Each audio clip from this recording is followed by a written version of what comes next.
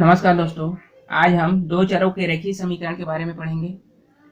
आज इसके बेसिक को समझेंगे कि ये दो चरों का रेखीय समीकरण होता क्या है, समीकरण किस तरह से बनाया जाता है तथा युगपद समीकरण क्या होता है। इन सभी के बारे में डिटेल में समझेंगे। आप वीडियो के साथ अंत तक बने रहें। चलिए वीडियो को स्टार्ट करते हैं। चलिए दो चरों का रेखीय समीकरण को समझने के लिए कुछ एग्जाम्पल लेते हैं। कुछ समीकरण ले रहे हैं।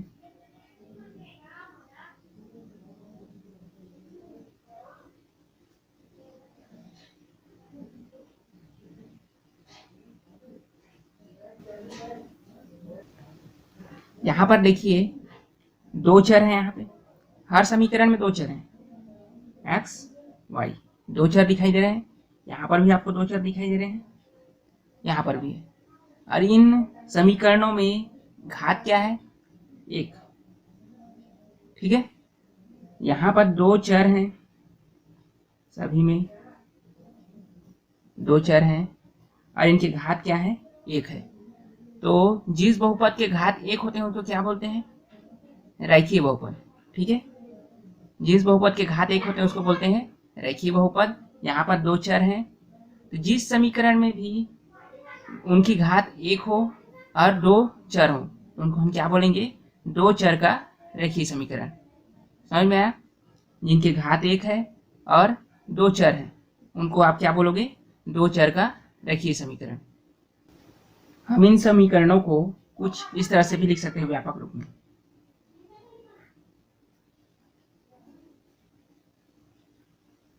या इसी को कहीं कहीं पर लिखाया रहता है x plus b y plus c equal to 0। ठीक है, जैसे x का गुणांक यहाँ पर क्या है? 4 है। y का गुणांक जैसे यहाँ पर 2 है और c क्या है? एक अचर पद है। इसको आप इस तरह से भी लिख सकते हो, 4x plus 2y minus 140 equal to 0। यहाँ पर माइनस 40 क्या है? आपका c है। ठीक है, अब इस समीकरण में आपका a जो है 0 के बराबर नहीं होना चाहिए, b भी आपका 0 के बराबर नहीं होना चाहिए। देखिए, अगर a 0 के बराबर हो गया, यह पद क्या हो जाएगा? गायब हो जाएगा ये पद। अगर ये पद गायब हो गया तो क्या हो जाएगा? एक चर वाला रेखीय समीकरण बन जाएगा। अगर b आपका 0 हो गया, यह पद गायब हो जाएगा, फिर ये क्या बन जाएगा? आपका एक चर वाला रेखीय पद। इसीलिए ना तो a 0 होना चाहिए 0 के बराबर और ना ही b 0 के बराबर होना चाहिए। ओके, अब चलिए हम समीकरण बनाना सीखते हैं। समीकरण बनाने के लिए हमने यहाँ पर एक उदाहरण लिया है। उदाहरण में क्या लिया है?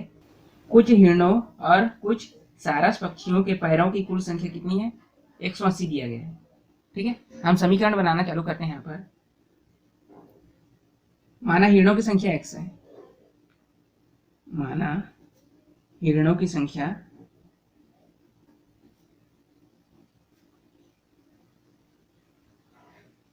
x है। ठीक है, और सारसों की संख्या को y मान लेते हैं। सारस पक्षियों की संख्या को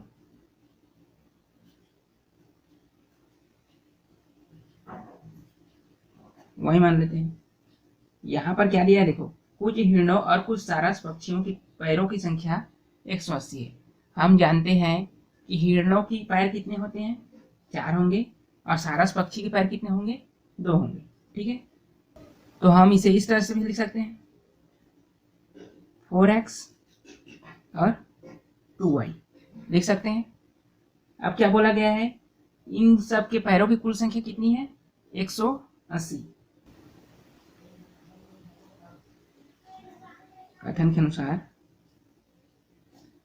इस तरह से लिख सकते हैं, हिरणों के पैरों की संख्या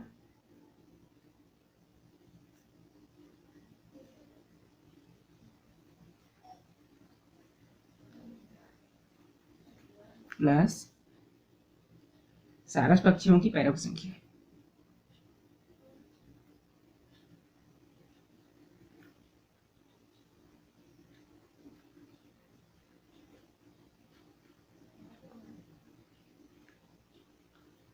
बराबर कितना? 180। ठीक है, और अर्थात इसको किस तरह से लिख सकते हैं, 4x plus 2y is equal to कितना, 180। एक और क्वेश्चन ले रहे हैं। आप देख सकते हैं जैसे एग्जाम्पल में क्या दिया गया है, यहाँ पे एक कॉपी और 2 पेंसिल की कीमत 45 रुपये है। ठीक है, यहाँ पर कॉपी और पेंसिल दिया गया है। मान लेते हैं, माना एक कॉपी की कीमत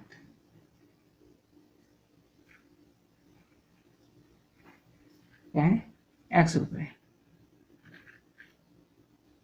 और एक पेंसिल की कीमत मान लेते हैं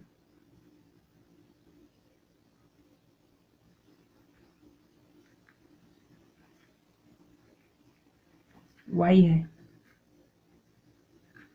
ठीक, तो यहाँ पर क्या बोला गया है, एक कॉपी है और 2 पेंसिल है, मतलब यहाँ पर x को तो x रखेंगे और y को क्या रखेंगे, 2y, क्योंकि पेंसिलों की संख्या कितनी है, 2 है। यहाँ पर समीकरण क्या बन जाएगा, दोनों का योग कितना है, 45 है। यहाँ पर इस तरह से लिख सकते हैं, एक कॉपी की कीमत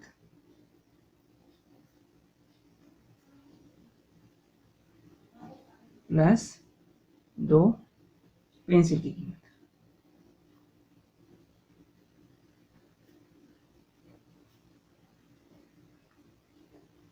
कितना है, 45 रुपये।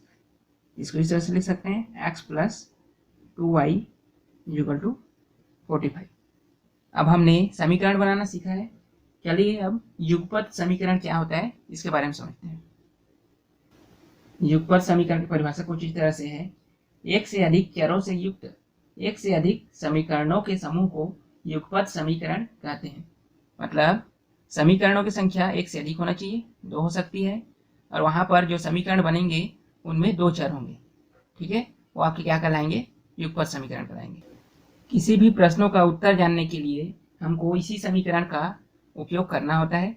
ऊपर हमने समीकरण बनाया जहाँ पर सिर्फ एक ही समीकरण बना था, उससे हम सिर्फ अनुमान लगा सकते हैं कि उसका उत्तर क्या हो सकता है। जैसे पहले उदाहरण में हमने देखा कि हिरण और सारस के पैरों की संख्या 180 है।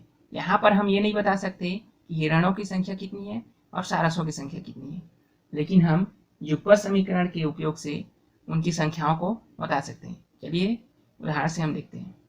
उदाहरण पहला में हमने देखा था कि हिरणों एवं सारसों के पैरों की संख्या कितनी है, 180 है। यहाँ पर एक बार और लिखते हैं, हिरणों एवं सारसों पक्षियों के पैरों की संख्या कितनी है,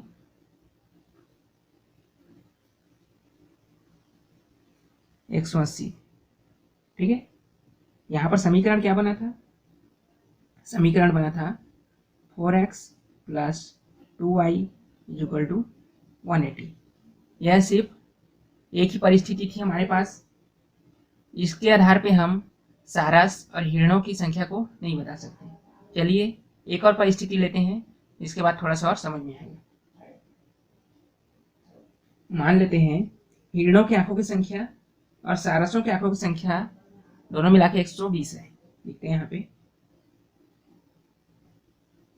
हिरणों की आंखों की संख्या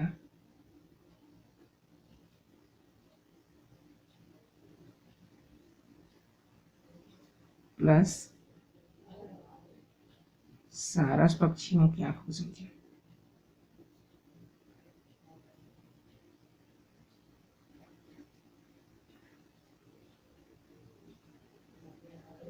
कुल मिलाकर 120 है।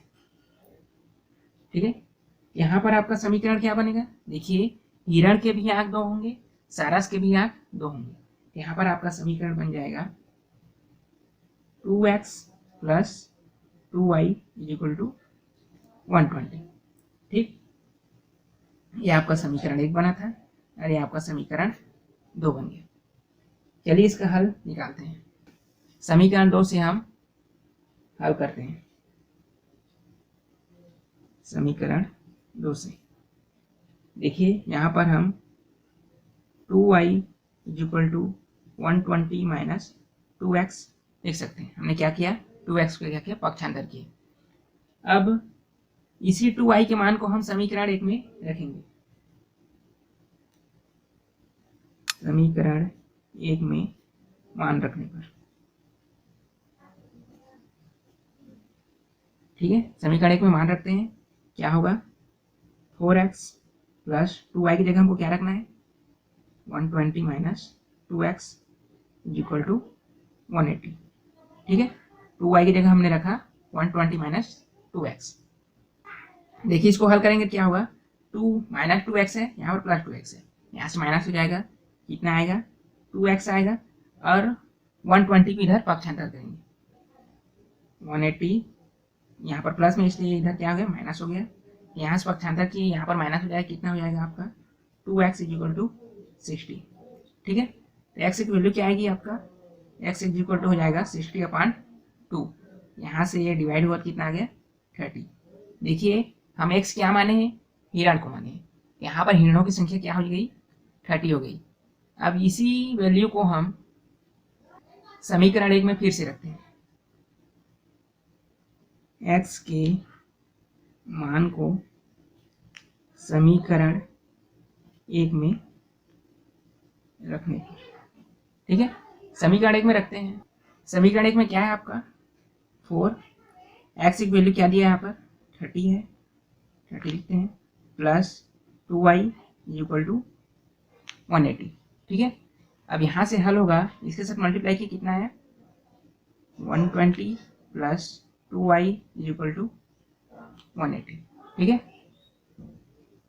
इसको और आगे हल करेंगे, क्या होगा, हम 120 को इधर पक्षांतर कर देंगे, तो 2y इक्वल टू क्या हो जाएगा, 180 माइनस 120, क्योंकि 120 यहाँ पर क्या है, प्लस में है, यहाँ से ये माइनस हो जाएंगे, क्या हो जाएगा, 2y यहाँ पर आ गया आपका 60, y की वैल्यू क्या आ जाएगी यहाँ पर, 60/2, ये भी हो गया क्या, 30।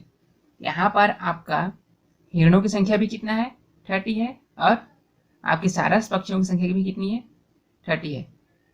देखिए हम यहाँ पर एक समीकरण से किसी भी हल पर नहीं पहुँच रहे थे, लेकिन हमने जब 2 समीकरण लिया तो हम यहाँ पर हल पे पहुँचे, और हमको हिरणों की संख्या और सारस पक्षियों की संख्या यहाँ पर मिली। इस तरह के समीकरणों को हल करने के लिए हम आलेखी विधि है और बीजीय विधि है। बीजीय विधि में आपका प्रतिस्थापन विधि और विलोपन विधि आता है। इन सभी विधियों के बारे में अगले क्लास में देखेंगे। अगर आज की क्लास आपको पसंद आया हो, प्लीज़ लाइक करें और हमारे चैनल को सब्सक्राइब करें। धन्यवाद।